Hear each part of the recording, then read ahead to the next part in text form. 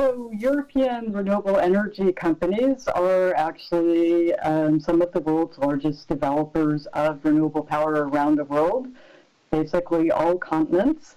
So they've expanded from their home base in Europe to Africa, Latin America, and are trying to come into Asia Pacific. I think, the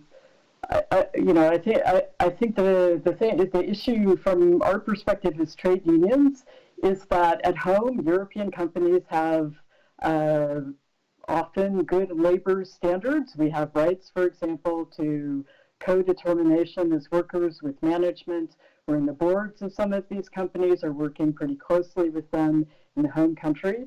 But when companies get outside of Europe, they forget everything that they know about labor standards, and they engage sometimes in a race to the bottom.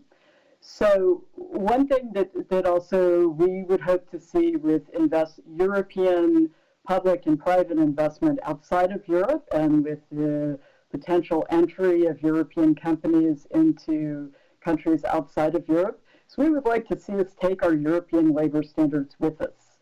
And just to be clear, this is not only an issue in African countries or Latin American countries, but also European companies that are going to the United States are not necessarily taking all of their labor standards and approaches to unions and collective bargaining with them.